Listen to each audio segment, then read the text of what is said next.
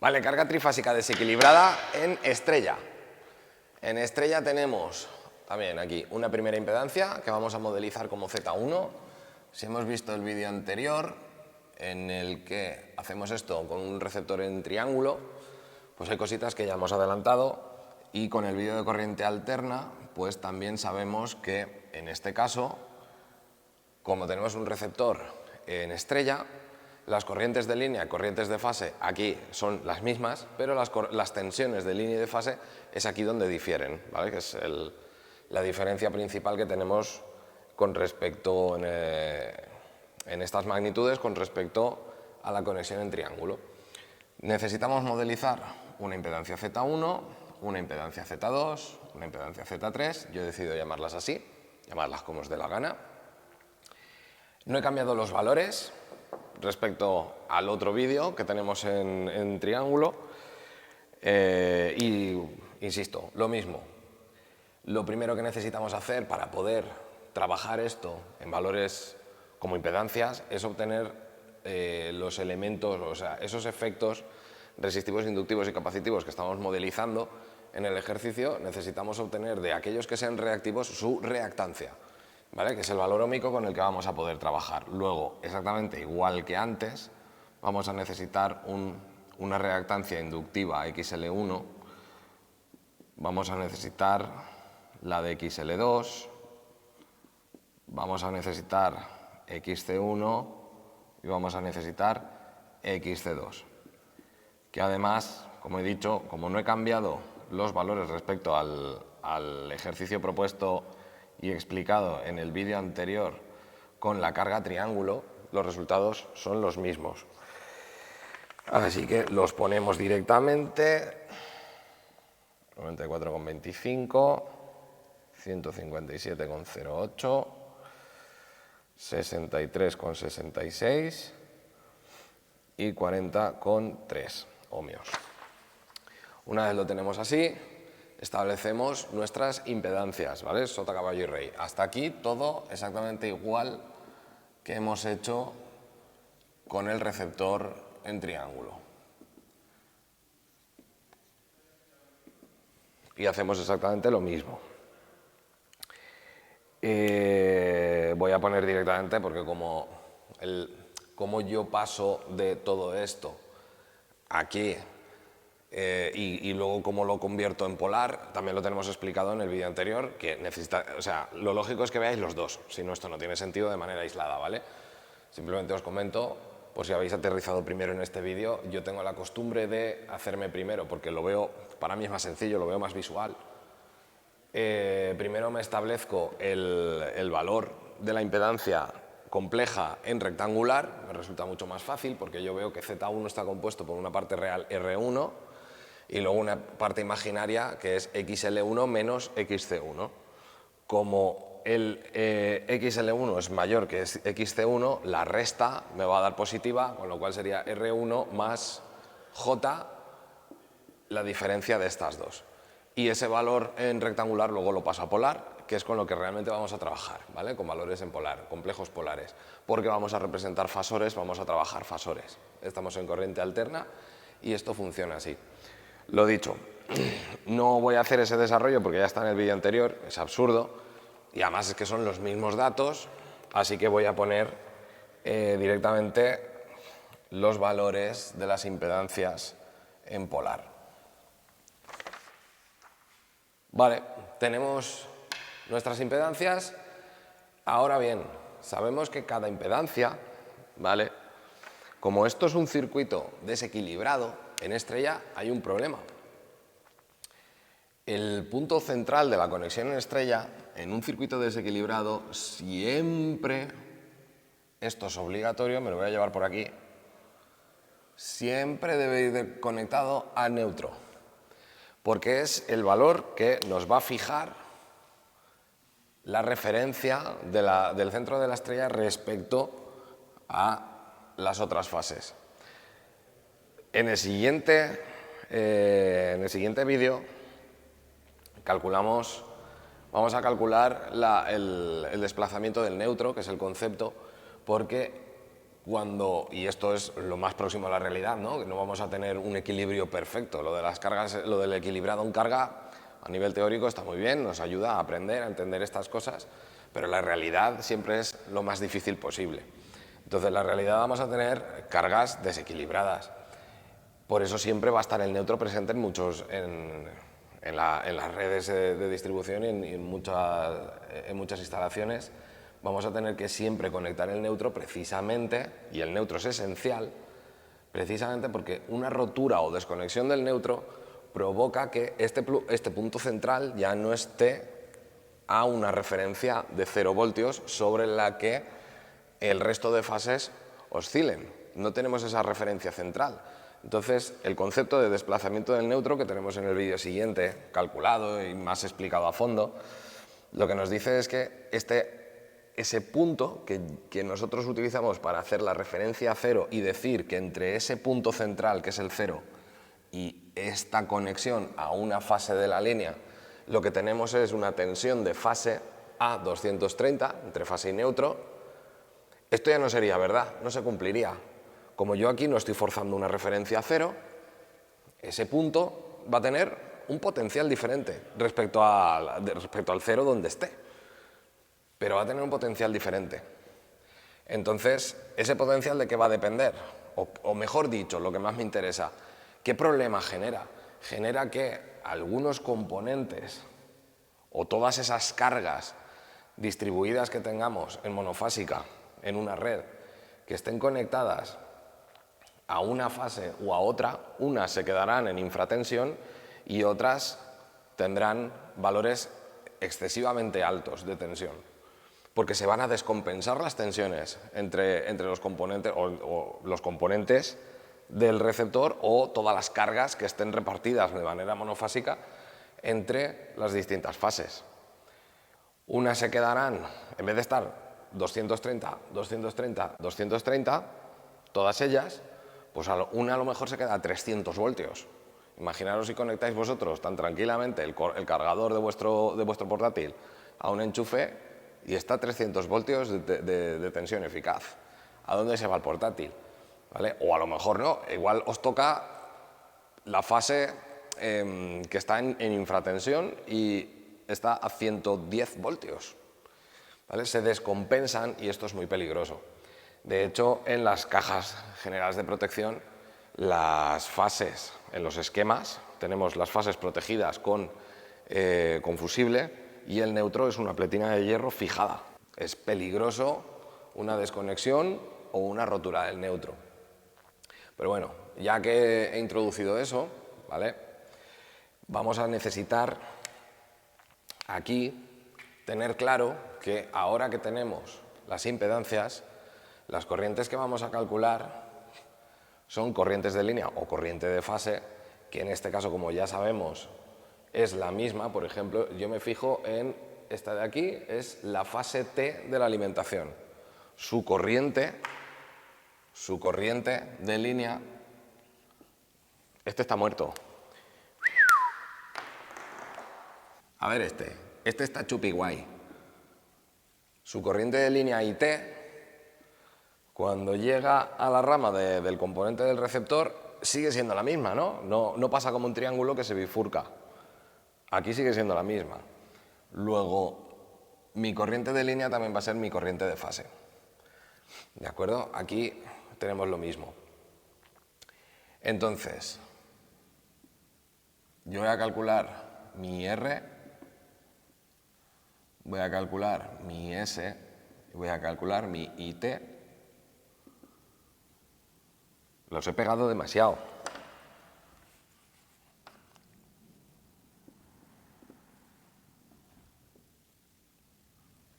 ¿Con qué tensiones? ¿Vale? Por ejemplo, la IR, ¿dónde la tenemos? R está aquí, por aquí bajará IR. Y por aquí baja IS. ¿De acuerdo?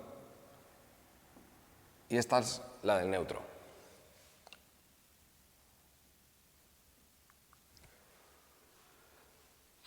La IR, que la tenemos sometida a tensión, de fase, en este caso, ¿vale? Porque no está entre el punto central, que es donde tenemos el 0, y la R.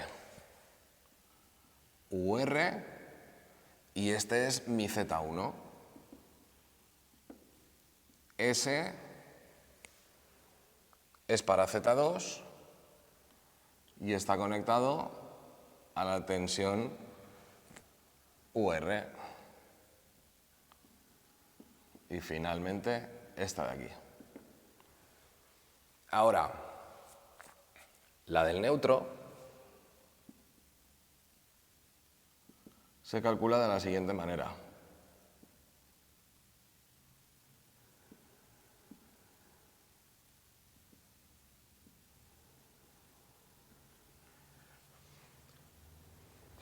Si todas fuesen iguales, la suma de todas ellas sería 0. Como son distintas, va a dar distinto a 0, obviamente.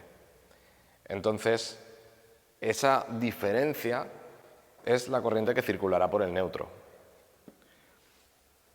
Ahora bien, aquí también lo mismo que decía con el vídeo de triángulo. ¿Qué es UR? ¿Qué es US? Uy, madre mía, esto lo he puesto mal, perdón. ¿Y qué es UT? Sabemos que el módulo es 230. Esta es más fácil incluso de recordar, porque cuando vimos esto en el vídeo de corriente alterna, vimos que, por sencillez, fijábamos la R, además estamos en secuencia directa, fijábamos la R en el 0 grados. Y como es trifásica, entre las fases tenemos equidistancia de desfase, tenemos en secuencia directa es girando de manera dextrógira, RS estará a menos 120 o 240 grados y la T a 120 grados. ¿Vale? Entonces, R sabemos que la ponemos siempre en 0, la S está a menos 120 y la T a 120. Tenemos módulos y argumentos. Simplemente es pensando un poquito y teniendo claro las bases de lo que se comentó en el primer vídeo de esta cadena, de esta lista. Z1, Z2 y Z3 los tenemos aquí. Simplemente es copiar y pegar, ¿vale? Operamos y obtenemos resultados. Los cojo de la chuleta, las tres corrientes de fase o de línea, y el neutro al final simplemente es coger estos valores, sumarlos aquí dentro y hacer menos esas tres sumas, ¿no? Así que esto nos da para el neutro corrientes de línea, corrientes de fase, en este caso, como estamos en un receptor estrella, es lo mismo. Conocemos además la del neutro, que en este caso sí que existe, porque se necesita establecer ese valor sobre el cual oscila el valor de las fases. Y, por otro lado, tensiones de fase y tensiones de línea son las que son, eso lo conocemos, ¿vale? Nos vienen dadas por la propia alimentación. Sabemos que es estas de aquí, en sentido dextrógiro, y las de línea, si las tuviéramos que pintar en sentido dextrógiro, pues ya puestos, sabemos cómo se obtienen, ¿vale? Porque lo hemos visto también en los otros vídeos.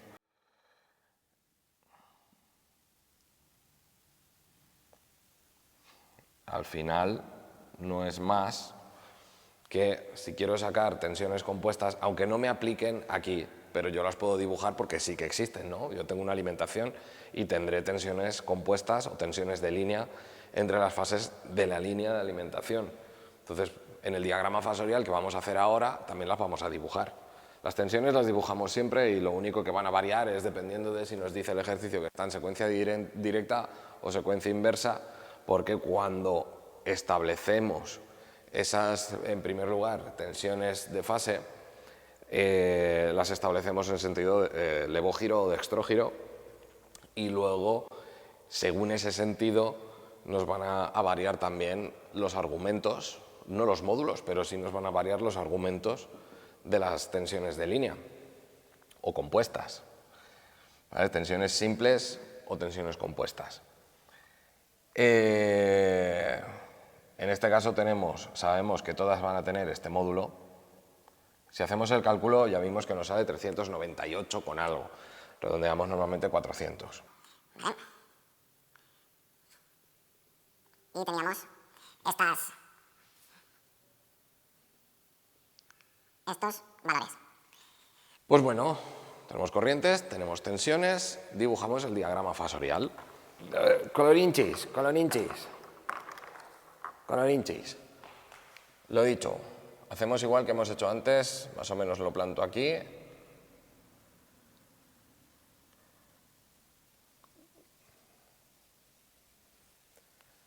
La UR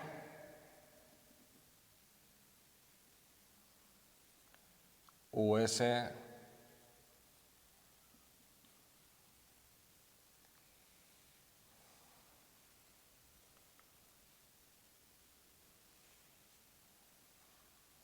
y UT. Esta la he dibujado demasiado cortita. Venga, voy a hacerla un poco más larga para que se parezca a las otras.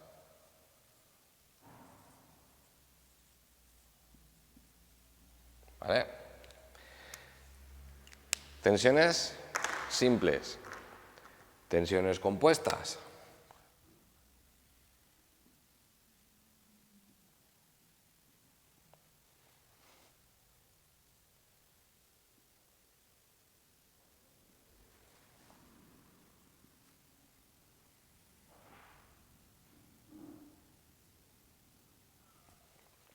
Ahora corrientes. Madre mía, esta y esta las he hecho muchísimo más largas que aquella, ¿eh? Uy, vamos a ver, vamos a dejarla por aquí. Voy a hacer un pequeño arreglito, ¿va? UTR.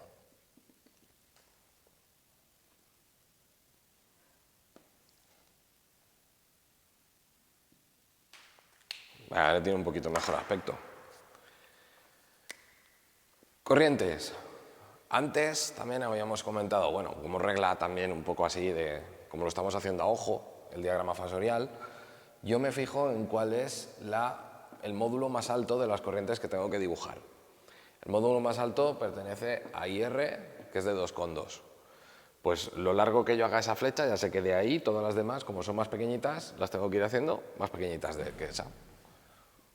¿Vale? El 2,2 nos dice que está a menos 17. Bueno, bisectriz sería 45, 30, 20, 10. Pues más o menos me lo hago así. IR a menos 17. ¿De acuerdo? Esto es fácil. IS 0,78 menos 152. Vale, menos 120, menos 150, pues más o menos un poquito más por aquí. Y más pequeñita, que es bastante más pequeñita, de hecho. Voy a hacerla así. IS menos 152,14. ¿Vale? Y la siguiente, IT a 126 positivos. Si esto es 120, pues esta es la más pequeña de todas, además.